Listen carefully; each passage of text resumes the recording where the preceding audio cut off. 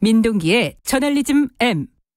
네, 저널리즘 M. 오늘은 어떤 주제로 얘기를 해볼까요? 조선일보가 지난 8일 강준만 전북대 교수가 새로 쓴 책, 네. 이걸 대대적으로 보도를 했습니다.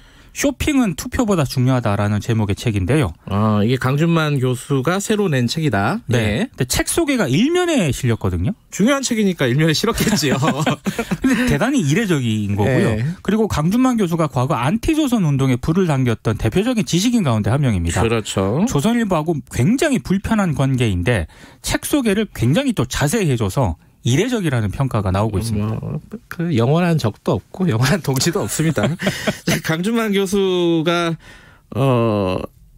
이 서평을 냈다. 이거 자체가 문제가 되는 건 아니고 어떤 게 논란이라는 거죠? 그러니까 형식은 책 소개인데 네. 내용은 문재인 대통령하고 유시민 노무현 재단 이사장을 비판하는 겁니다. 네. 그러니까 한마디로 이제 여론의 문매를 막고 조국 전 장관이 사퇴를 했는데 네. 문재인 대통령이 아무런 사과도 하지 않았다. 그래서 이거는 최소한의 상도덕을 지키지 않았다. 이렇게 비판을 한 부분이 있고요. 네. 그리고 유시민 이사장과 관련해서는 어용지식인론을 주창을 하지 않았습니까?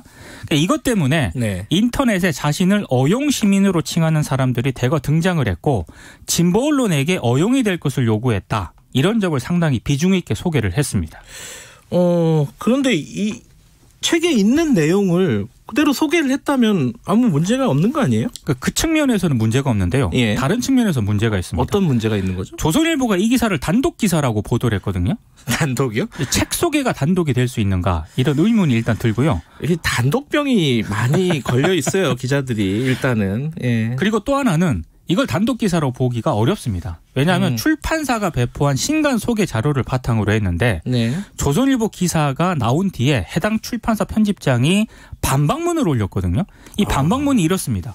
총 70여 군데 언론사에 동시 이 보도 자료를 배포를 했는데 네. 조선일보가 마치 단독 기사인 것처럼 보도를 했다. 네. 도서 서평 기사에 단독이라는 말을 단 사례는 세계 언론 역사상 전무후무한 일이다. 이렇게 비판을 하기도 했습니다. 서평에 단독 다는 건 좀 이상하긴 하죠. 그렇습니다. 예. 달고 싶었겠죠. 먼저 썼으니까. 근데 좀 어색하고. 근데 왜 그랬을까요? 왜 조선일보는 그랬을까요? 그러니까 총선에 예. 진보 지식인이 진보 진영을 비판한 것 이거를 좀 정치적으로 활용을 하려 했던 게 아닌가. 말하자면 좀 섹시하죠. 예. 저의 해석이 아니고 이 해당 출판사 편집장의 해석입니다. 예. 통상 그 출판사가 책 소개 기사가 일면에 실면은 굉장히 좋아하거든요. 네. 근데 이번엔 이례적으로 해당 출판사 편집장이 이 조선일보 기사를 반박하는 이상한 풍경이 펼쳐졌는데요. 사실 책을 제가 어제 구입을 하려고 서점에 갔는데 아직은 안 깔렸더라고요. 저도 그 주문은 해놨는데 네. 아직 안 왔어요. 근데 네. 이제 잘 팔리네요. 조선일보가 선전을 해줘가지고. 출판사가 소개한 책 소개를 쭉 보니까 예. 정치적 소비자 운동의 가능성에 대해서 주로 이제 언급을 한 그런 책이고 예. 여기에 가습기 살균제와 관련된 언론 보도라든가 네. 진보 언론과 독자와의 관계 등에 대해서 다뤘거든요. 근데 굳이 진보 진영만 비판한 대목을 이렇게 조선일보가 좀 과대 좀 보도한 측면이 있는 것 같다. 네. 해당 출판사 편집장도 이런 점을 좀 지적을 하고 있는 것 같습니다.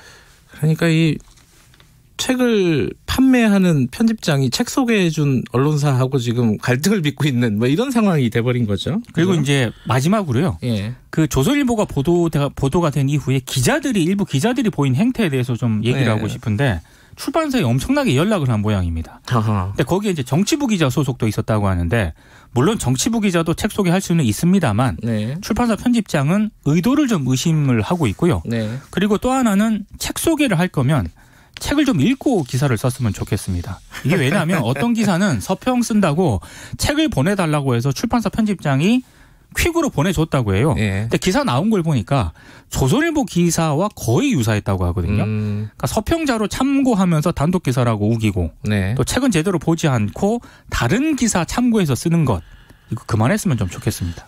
내구조가 비슷한 거 아닐까요? 근데 그런 게 있어요. 저도 이제 목차들을 보니까 이 진보 진영 비판한 거는 그 중에 일부고. 그렇습니다. 지금 강준만 교수가 얘기하고 싶었던 거는 정치 소비자 운동을 얘기하고 싶었던 거죠. 네.